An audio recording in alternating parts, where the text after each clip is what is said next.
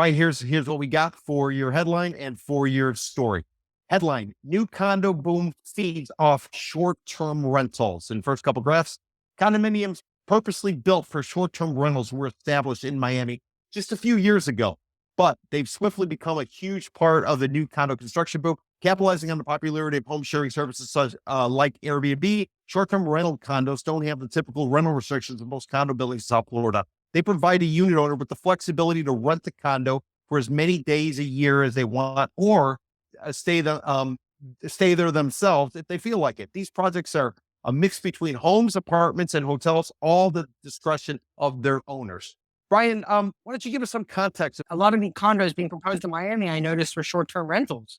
A lot of these new projects like Nomad in Wynwood by Related Group, 600 Miami World Center. We're getting all these different developers coming up with short-term rental product. And in fact, almost half of the new condos proposed in the city of Miami are short-term rental.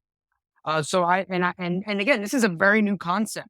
Yotel Pad, which opened earlier this year, was the first short-term rental approved in Miami ever.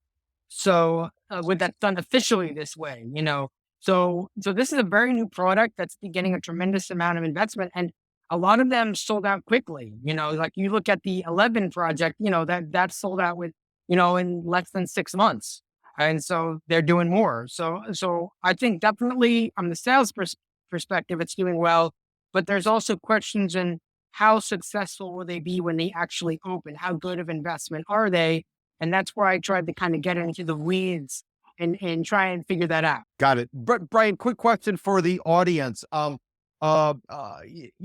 market's evolved since the 90s, basically when the condo hotel concept came here. And I'm not saying these are condo hotels, these are short-term rentals, but could you just sort of lay out in layman's terms, what would be the difference for the audience between a traditional condo hotel and one of these short-term rentals? Is there much of a difference? I'd say the biggest difference with short-term rental is flexibility, right?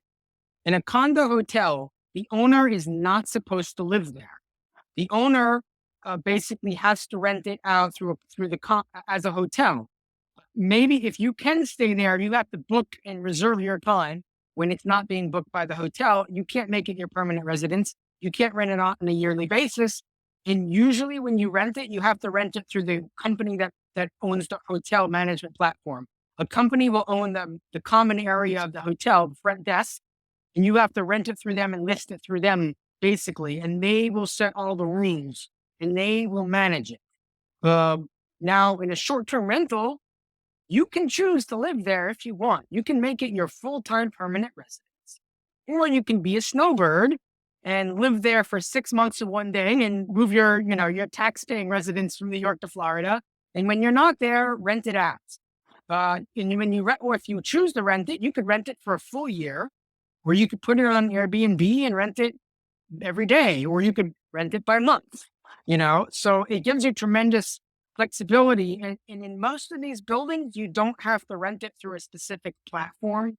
You can usually just kind of pick who rents it. A lot of these buildings like Yotel Pad will have on-site management that you can pick if you want.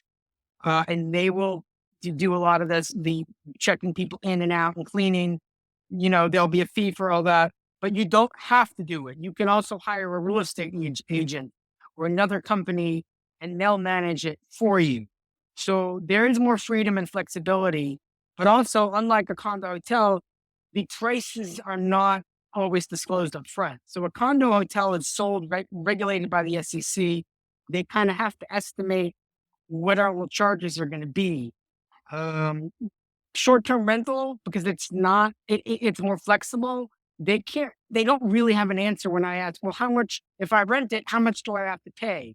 How much do I have to pay for the management and for the booking and for the housekeeping? There's not really an answer they can give you. You just kind of have to go into it and find out.